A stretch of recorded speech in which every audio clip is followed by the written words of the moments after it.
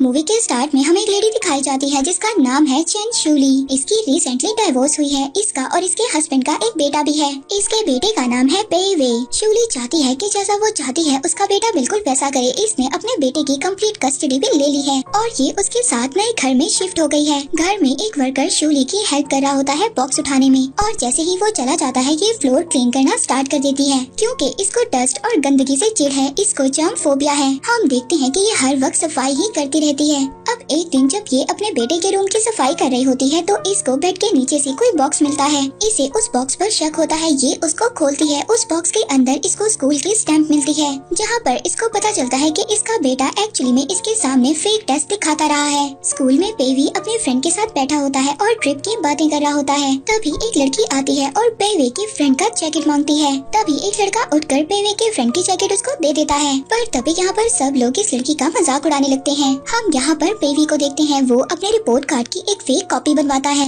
अपने घर वालों को दिखाने के लिए और वो घर में मौजूद स्टैम्प इस पर लगाएगा क्योंकि पेवी अच्छे तरीके से जानता था अगर उसने अच्छे मार्क्स नहीं लिए तो उसकी मदर उसको ग्रेजुएशन ट्रिप पर जाने नहीं देंगी। अब जब ये घर पहुँचता है और पहुँचकर वो बॉक्स ढूंढता है तो वो बॉक्स तो इसको कहीं पर भी नहीं मिलता। इसकी मदर इसके रूम में आती है और ये ऐसे प्रिटेंड करता है कि जैसे ये पढ़ रहा था। पर तभी इसकी मदर इसके सामने वही बॉक्स करती है जिसे देखकर ये बहुत ज्यादा परेशान हो जाता है। इसकी मदर को इसका सीक्रेट पता चल गया था। इसकी मदर इसको डांट रही थी मगर ये इग्नोर कर रहा था। यहाँ पर शूली को बहुत ज्यादा गुस्सा आ जाता है। अब वो अपने बेटे से रियल रिपोर्ट कार्ड पूछती है मगर ये कहता है कि मेरा रिपोर्ट कार्ड गुम हो गया है। पेवी को पेंटिंग में बहुत ज्यादा इंटरेस्ट है मगर इसकी मदर को इसकी ये हॉबीज बिल्कुल भी पसंद नहीं है। इसकी मदर इसे ये भी कहती है कि जो तुम्हारे मार्क्स अच्छे नहीं आते वो इस वजह से नहीं आते, तुम हर वक्त पेंटिंग में लगे रहते हो। और साथ ही में इसकी मदर इससे ये भी कहती है कि तुम ग्रेजुएशन टूर पर नहीं जाओगे। अब यहाँ पर पेवी को गुस्सा आता है। वो कहता है कि अगर मेरे फादर आपकी जगह होते तो वो मुझे जरूर जाने देते। अब शूली यहाँ से चली जाती है। वो सारी रात जागती रहती है।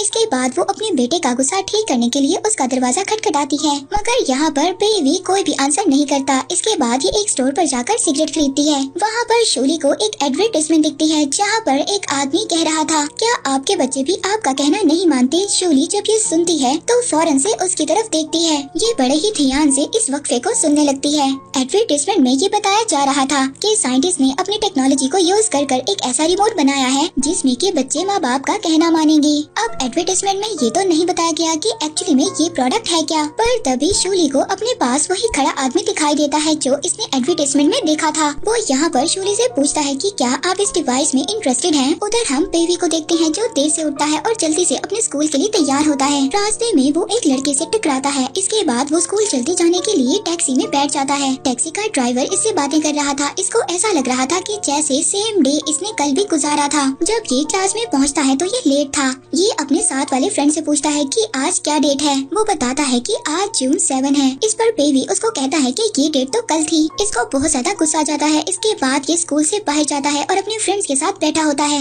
अब वो लड़की जो कल आई थी इसके फ्रेंड की जैकेट मांगने, वो आज भी आकर इसके फ्रेंड की जैकेट मांग रही थी। इसको सब कुछ बहुत ज्यादा अजीब लग रहा था कि वही सब कुछ जो कल हुआ था वही सब कुछ आज हो रहा है। इसके बाद ये घर वापस आ जाता है और अपने बेड के नीचे बॉक्स ढूंढने लगता है। इसको पता था वो बॉक्स आज इसको नहीं मिलेगा मगर आज वो बॉक्स इसको बेड के नीचे से मिल जाता है। वो ये नहीं चाहता था कि कल की तरह का दिन आज फिर गुजरे कि इसकी मदर आज इसको फिर डांटे। ये फेक रिपोर्ट कार्ड लेता है, उस पर स्टैंप लगाकर अपनी मदर को दिखा देता है। अब इसकी मदर जब ये रिपोर्ट कार्ड देखती हैं तो परेशान हो जाती हैं मगर इसको डांटती नहीं है। वो ये भी नहीं कहती कि तुम मुझसे झूठ बोल रहे हो। वो कहती हैं चलो बैठकर डिनर करो।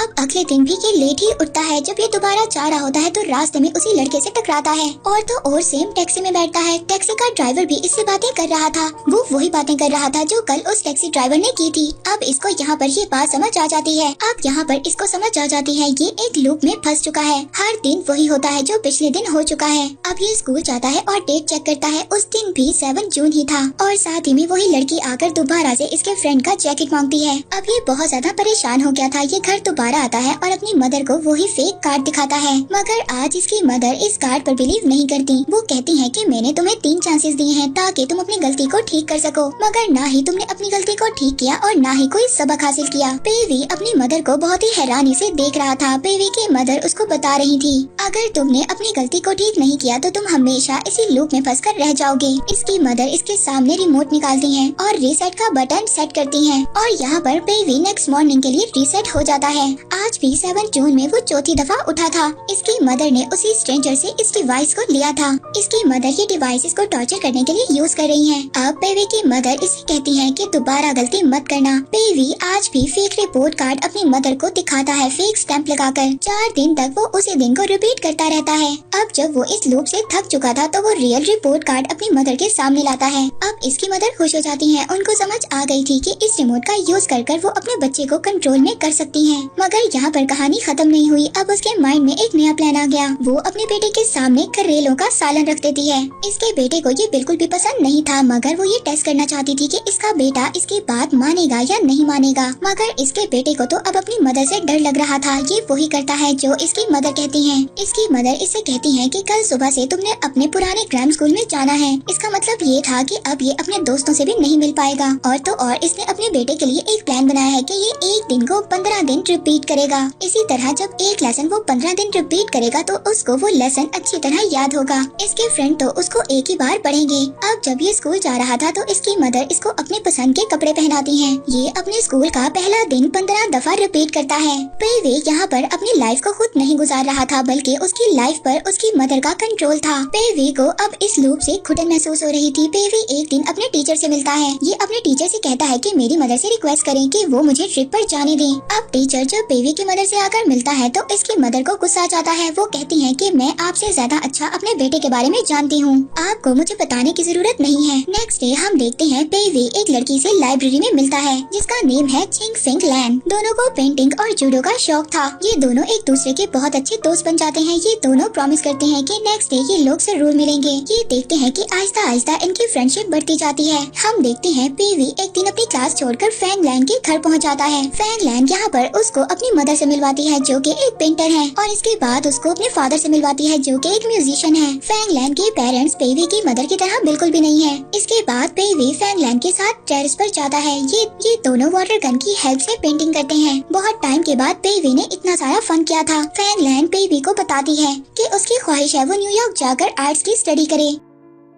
वहाँ पर हम शूली को देखते हैं जिसके पास पेवे के टीचर की कॉल आती है। वो बताती है कि पेवे आज क्लास में एब्सेंट है। अब ये पेवे के फोन को ट्रैक कर लेती है और दोनों को एक साथ देखती है। अब शूली इन दोनों को डिनर पर लेकर जाती है और फैंग लैन से कुछ क्वेश्चंस पूछती है उसके बारे में। अब पेवे को ये घर ले आती है और कहती है कि आज के बाद तुम लाइब्रेरी नहीं जाओगे और उस लड़की से भी नहीं मिलोगे। यहाँ पर वो अपनी मदर से बहुत सॉरी करता है और कहता है कि आप मुझसे सब कुछ ले सकते हो, मगर मेरी फ्रेंड को मुझसे मत लो। वो तो अपने बेटे की फीलिंग ही समझ नहीं पा रही। वो अपनी मदर के सामने रो रहा होता है, मगर तभी पेवे की मदर एक और बार रीसेट का बटन दबा देती है। नेक्स्ट डे पेवे की लाइफ दोबारा से रीसेट होती है। ये फौरन से उठकर फैंग लैन से मिलने के लिए जाता है, मगर फैंग लैन तो इसको पहचानती ही नहीं है। यहाँ पर इसको कोई भी नहीं पहचान रहा था, मगर सिर्फ इसकी मदर ही इसको पहचान रही थी। हम देखते हैं पेवे बहुत ज्यादा टेंशन ले लेता है। ये आहिस्ता आहिस्ता बीमार होता जा रहा है और दिन ब दिन वीक होता जा रहा है। इसकी मदर इसका ख्याल रख रही है जितना कि वो रख सकती हैं कि ये ठीक हो जाए, मगर ये तो उठता ही नहीं है। ये कभी कभी उठता है और ज्यादातर सोया रहता है। हर वक्त ये अपने दोस्तों के साथ खेलने और फैंग लैन के साथ खेलने के ड्रीम्स देखता रहता है। इसके बाद हमें कुछ साल के बाद का सीन दिखाया जाता है जहाँ पर पेवे बड़ा हो गया है।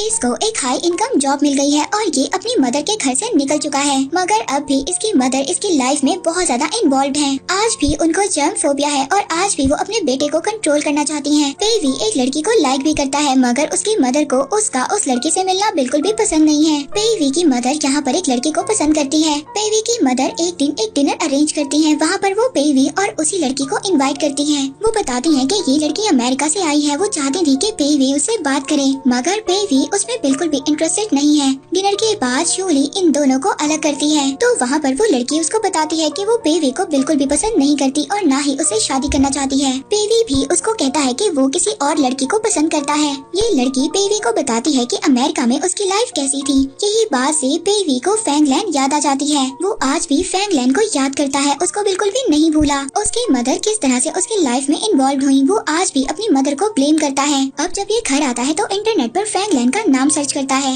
इसके बाद इसको पता चलता है कि फैंगलैन न्यूयॉर्क में एक आर्टिस्ट है। इनकी पिक्चर्स देखकर इसको अपना बचपन याद आ गया था। अगले दिन ये अपनी मदर की वेकेशन की फ्लाइट बुक कर देता है। इसकी मदर छुट्टियों के लिए यूरोप जाएंगी। अब जब इसकी मदर यूरोप जा रही होती है तो फौरन से ये घर जाता है और घर जाकर उसी रिमोट को ढूंढने लगता है, मगर पासपोर्ट नहीं मिलता। अब इसकी मदर को भी रास्ते में ये बात याद आती है कि वो पासपोर्ट तो घर ही भूल आई है। अब शोली जब घर वापस आती है तो वो घर के सामने अपने बेटे को देखती है तो ये अपने बेटे से गुस्से से कहती है कि तुम इस रिमोट के साथ क्या करना चाहते हो। अब उस रिमोट को लेकर इसका बेटा जैसे ही इसके पास आ रहा होता है तो एक कार रोड पर उसको हिट कर देती है। सीन उस दिन पर शिफ्ट हो जाता है जहाँ पर ये पहले दिन फैंगलैन से मिला था। फैंगलैन उसकी तरफ देखती है और स्माइल करती है, मगर बेवी की आंखों में आंसू थे। आज वो काफी दिन बाद फैंगलैन से मिला है। अब यहाँ पर ये कहा जा सकता है जब गाड़ी ने पेवी को हिट किया तब शूली ने पेवी को उसके पास्ट में भेज दिया, क्योंकि बहुत टाइम से रिमोट को यूज नहीं किया गया था। ये उसी डेट पर सेट था जिस दिन पेवी पहले दिन फैंगलैन से मिला था। अब वहाँ पर शूली ने जब अपने बेटे को बचाने के लिए जल्दी से रिसेट का बटन दबाया तो उसने गलती से अपने बेटे को पास्ट में भेज दिया और इसी के साथ ये मूवी एंड हो जाती है।